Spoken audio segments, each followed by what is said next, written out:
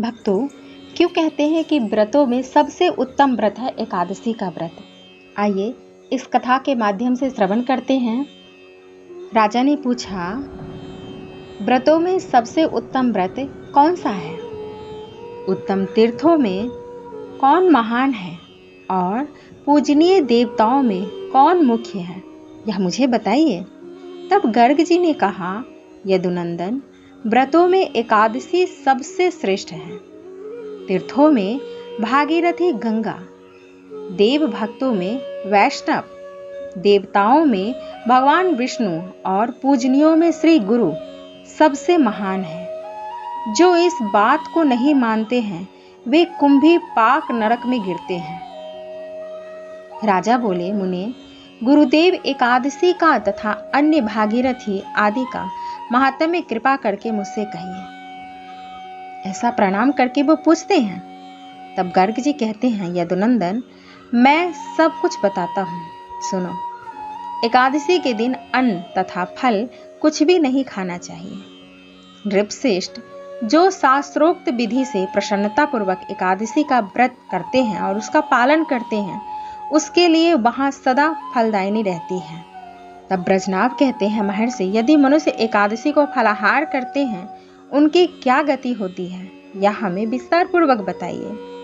क्योंकि हमेशा एकादशी का व्रत निराहार रह के किया जाता है। गर्ग मुनि ने कहा, उपवास करने से एकादशी व्रत का शास्त्रोक्त फल पूरा मिलता है। फलाहार करने से आधा मिलता है और पानी पीकर रहने से संपूर्ण की अपेक्षा कुछ कम फल प्राप्त होता है। नृपश्रेष्ठ, गेहूं आदि सब अन्नों का त्याग कर एकादशी के दिन मनुष्य प्रसन्नता पूर्वक फलाहार करे। राजन, जो नराधम एकादशी को अन्न खाता है वह इस लोक में चांडाल के समान है और मरने पर उसे दुर्गति प्राप्त होती है। राजेंद्र, दही, दूध, मिठाई, कूट, ककड़ी, बथुआ, कमलगट्टा, आम, सीताफल, गंगा फल, नींबू का पत्ता, अनार, सिंघारा, नारंगी, सेंधा नमक, अमड़ा, अदरक, तुल, बेर, जामुन, आंवला, परवल, त्रिकुश, रतालू, शकरकंद, गन्ना और दाख तथा अन्यान्य पवित्र फल एकादशी को एक बार खाने चाहिए। क्योंकि हम जब खाते हैं तो सेंधा नमक भी बहुत भक्त 2-2 बार ले लेते हैं, लेकिन एक ही बार लेना चाहिए। दिन का तीसरा पहर व्यतीत होने पर एक सेर फल का आधा भाग तो ब्राह्मण को दान कर देना चाहिए और आधा अपने लिए भोजन के काम में लेना चाहिए।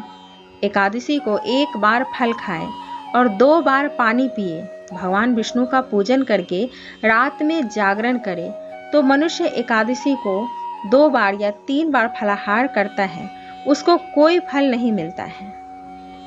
15 दिनों तक अन्न खाने से जो पाप लगता है वह सब का सब एकादशी के उपवास से नष्ट हो जाता है। भोजन का ब्राह्मण को दान करके स्वयं उपवास करे और एकादशी का महात्म्य सुने।